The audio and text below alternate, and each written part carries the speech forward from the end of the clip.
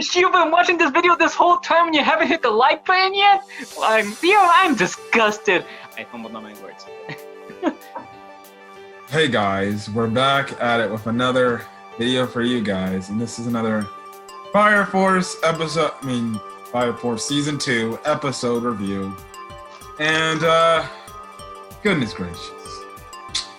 Well, you know, last week was, man, just some things. You know, until we got to the Dr. Giovanni stuff, I was literally, at first, see, this was me.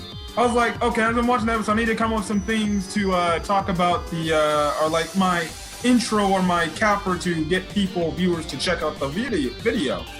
So at first I'm like, okay, Tamaki moments. Because it seems like, I think to most people's chagrin, I think they're definitely gonna take Tamaki's character in a direction where she might still have those fan service elements and stuff like that, but her character might be more serious going forward.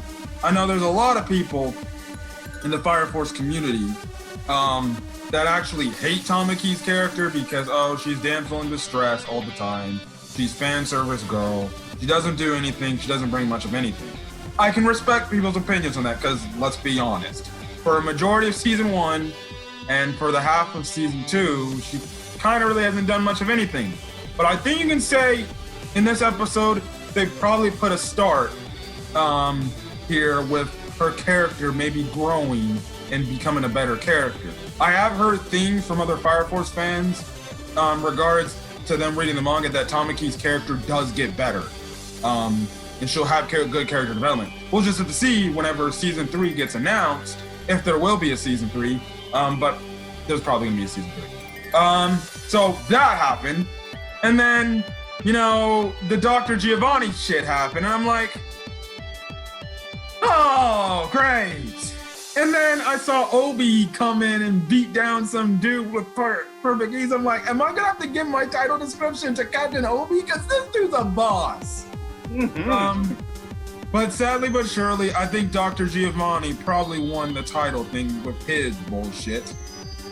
And we'll get to that crazy guy later, because that dude is, very much insane.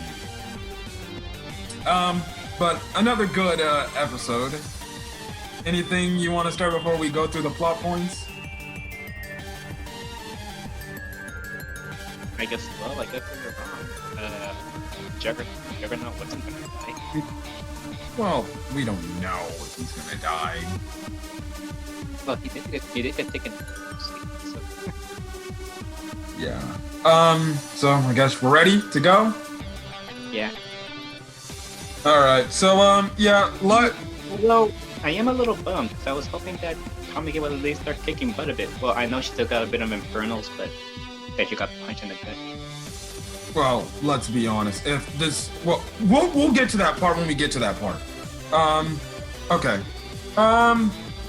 So we start off the episode kind of a little bit of what happened last week. Just some new information we get to find out here is, Juggernaut, he lost a full-on hand. Just doing this attack, which, damn, that blows, because they didn't show it last week, but his hand gets cut off, and I'm like, damn! Now, you get this very emotional moment between Juggernaut and Tamaki, and I'm like, oh shit, he's gonna die, ain't he? And it seems like he might be dead. I don't know if he's dead, but I think he might be dead. I don't know. Or, unless he's either passed out, or he's dead. But also too, it seems like he lost his legs too, because he got his legs cut off too. So the dude lost a lot of blood. So he might have kicked the bucket. We just don't know. Unless they cut back to the end of the season, the final episode of him in a hospital, probably recuperating. But unless he's gonna get prosthetics, I would probably envision him probably not coming back to the fire. Or he might retire early. Might. So hopefully he's not dead. Hopefully.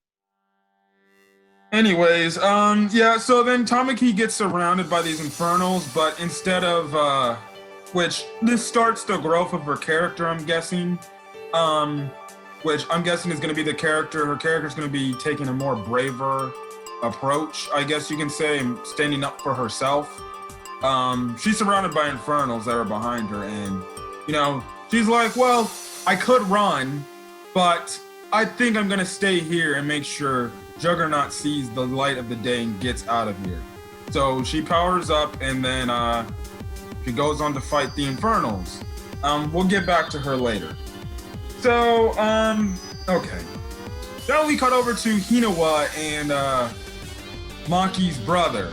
And we see another of these, let's just say these hooded triangle freaks come up, and we see a big burly dude that is named Iron. Would you care to explain what his ability is?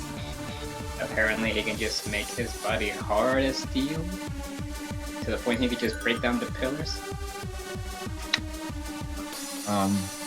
Interesting character, because they do make a funny. Hinawa says, "This guy's almost as wacky as Arthur," and I'm like, "Oh, brother." Yeah. Comparing the two, yeah. I just realized that. Yeah. I don't know what was more disgusting, him half naked or him the fact just showing his dang pecs moving up and down. I don't know. Man, I was like, that's some sus shit. Yeah, that we're just gonna get into that battle. The thing is, he was trying to hit him with his bullets, but because his body essentially is iron, essentially, are that hard to hit, the bullets are essentially not affecting him whatsoever. In the meantime, you have overprotective brother of the year of, would you want to explain? May I just say, I kind of didn't like Maki's brother right here. he was constantly mad-dogging the lieutenant, like you guys are all savage and stuff. How can you put Maki into such dangers and all that stuff? I was like, shut up! What would you know what you've been through? Yeah, coming from a guy who actually is in the fucking military, but okay. Like his arm broken. Look at you. I can clearly see you were very annoyed. I was annoyed. I was like, will you leave the damn lieutenant alone? Yeah, he was very overprotective, and you know, that's why this fight was freaking hilarious. I'm like, you know, you had this dude just like essentially ripping Lieutenant Hinawa for making Maki join the cause because you're making these are the guys you fight? Why is my sister getting cut in your bullshit essentially? She should be in the military with me, safe and sound. And you know, at the same time you have Hinawa like, bro, shut the hell up and please focus.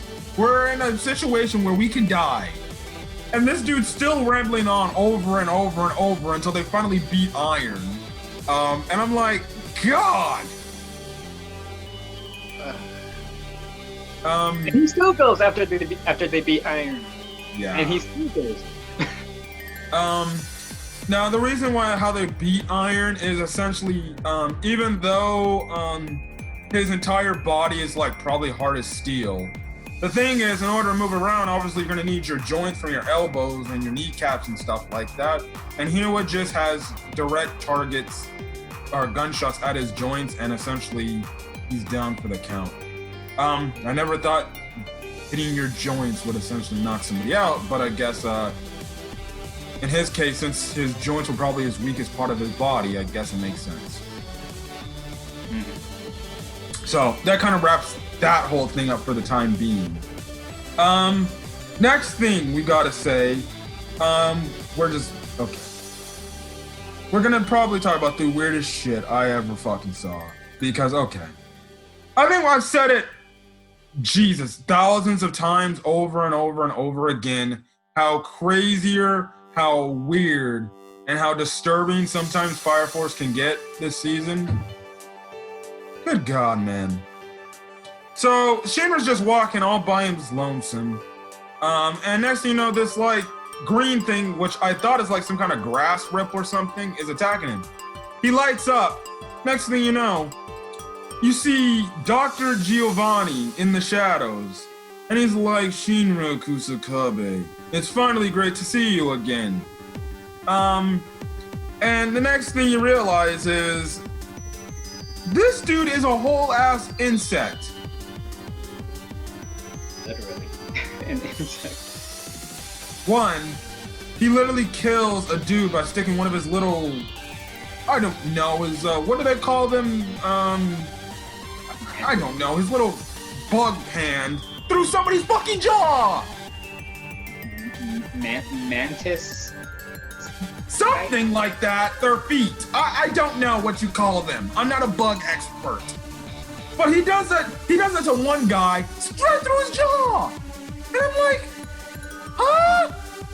And then you finally realize that this dude essentially fused his body, experimented his own body with those insects, fused his body with an insect, and essentially now he's a whole-on bug. Like, you can look through his eyes.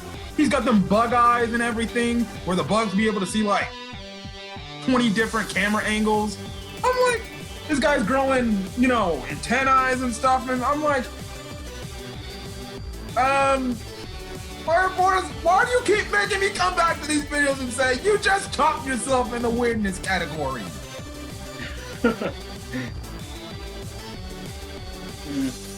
Arguably one of the most creepiest shit I've ever seen in my life. Oh my god. Oh, and then also he has these moth-like organs that apparently can predict whatever Shinra wants to do, which I call broken, but okay. As creepy as that is, I still think Joker slicing up that one dude was already disturbing. I guess you can say that. What were your thoughts on this revelation when he reveals that he's a damn bug, essentially? So you also think of yourself as a test subject, huh? Wow. That just shows how little human he is. Yeah. Thank God, what's her name? Lisa was not with this guy when he did this change. Who knows? He probably would have done that insect thing to her. Probably. If she had not escaped. Probably. Also during the fight, he makes a mention, oh, you and the Fire Force got caught in this hook, line, and sinker trap we all set up and stuff like that. So yeah, that whole thing is, Dr. V. Giovanni, man, he is a wacko. But sooner or later, Arthur kind of comes in and intervenes. He literally leaves two of these other guys behind and stuff like that. So it seems like it's setting up Shinra versus and Arthur versus Dr. Giovanni, Insect Man. Mm-hmm. Okay. So the last bit of the episode, we come back to Tamaki. Okay, she's doing fairly good against herself but there's a lot of Infernals still around and they're not stopping. Also, you see two more of these freaking hooded freaks and stuff like that, and they see Tamaki and they're like, oh, I guess you must have defeated her, huh? Well, we'll finish the scraps off anyways. So it looks like Tamaki might be finished off at the last, well, no. What first happens, it looked like Tamaki's about to have this moment where like, well, do I run or do I fight? And then she comes to the thing by saying, oh no, I'm gonna fight. And it looks like she's gonna get like a big power-up moment here. I'm like, oh, she's about to kick somebody's ass, ain't she? And then... I'm sorry, I'm not laughing, but I saw that. I was like, damn it! I was also like, damn it! I'm like...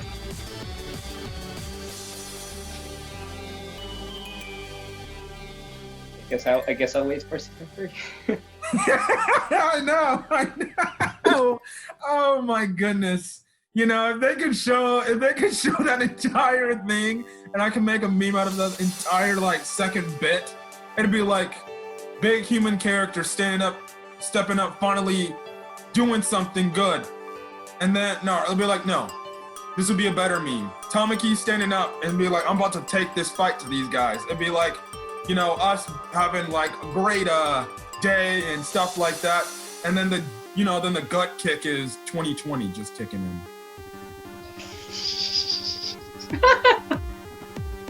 That was good. That was good.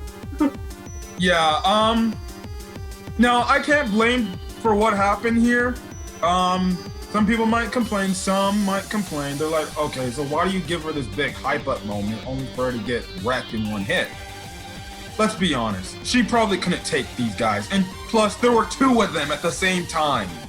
Let's be honest. They barely got past Orochi. Not you're not gonna win every fight, but like I said, this is a testament, a growth to her character. It looks like she's gonna get stabbed, but then Captain Obi comes in today and saves the day. And dog, Captain Obi, bruh. How many times, every time we see this man, no pyrokinetic powers, he does something more boss than the last time we saw him do something boss. This man walks through fucking flames and knocks this guy out in one hit. One punch! I'm sorry. Captain Obi is a G. He is a G. Alpha S. I'm sorry, man. Captain Obi, man. And then he gets his typical thing. He's like, I trained for this, mother. Oh my God. Captain Obi, I'm sorry. I love so many other characters in this show. But Captain Obi, I swear, every time it was up to my top 3, I'm like, I'm just going to drop Captain Obi from my top 3. Then this dude's going to somehow find some way to get back in my top 3 favorite Fire Force characters. Mm-hmm. Just because he just has these badass moments, man. I'm sorry, man. They're about to make me get a Captain Obi shirt up in here. Don't hate on Captain. Yes, indeed. So that too. The second Fire Force captain actually sees what's left of Juggernaut. Again, we don't know if he's dead or alive, on the brink of death, essentially. We just don't know. And then when it looks like the other dude is gonna try to do something, the second captain kind of just headbutts him into the wall and probably breaks his fucking back. Like to the point, like you could see the dude's face come like.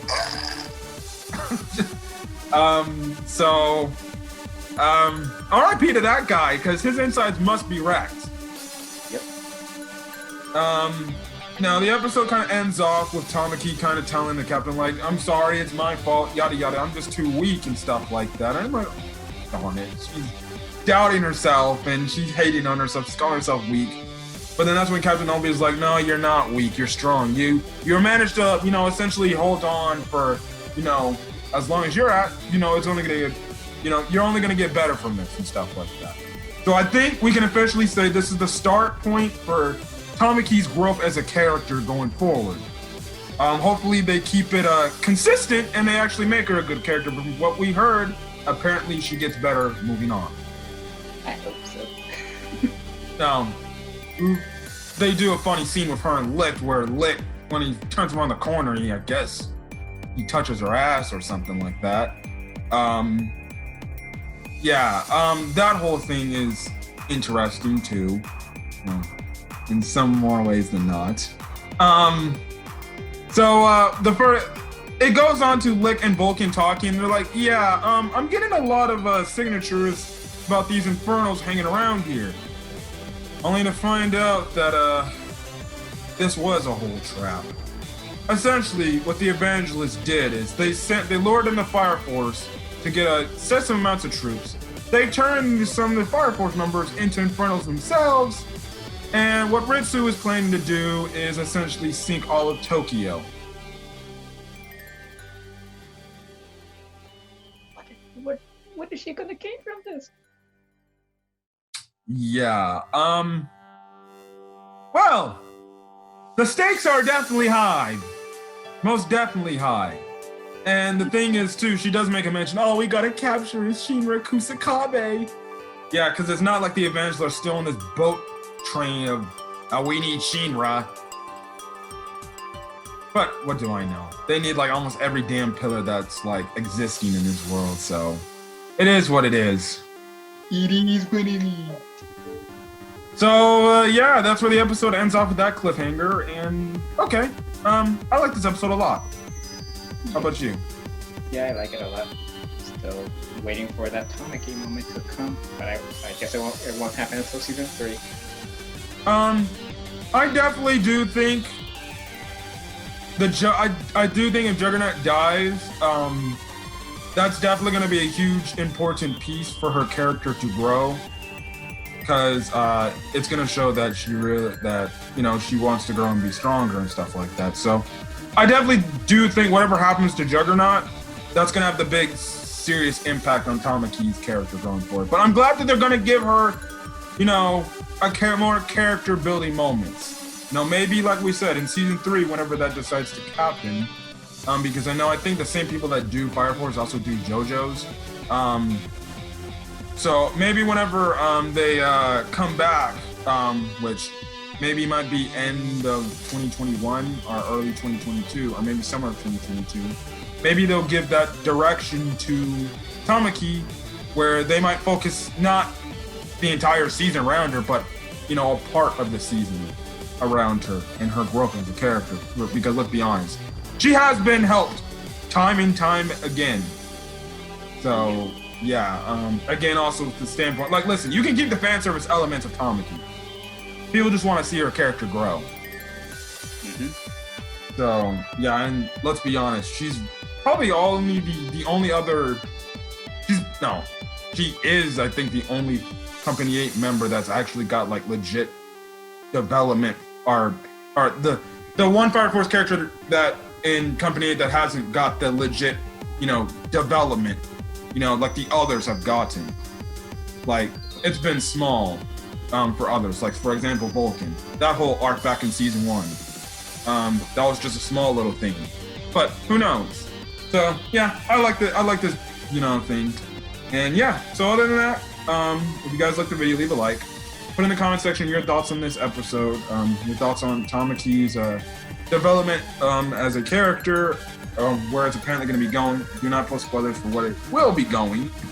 And then Dr. Giovanni Bugman guy, I'm done with that. And then hit that subscribe button to get more Fire Force content.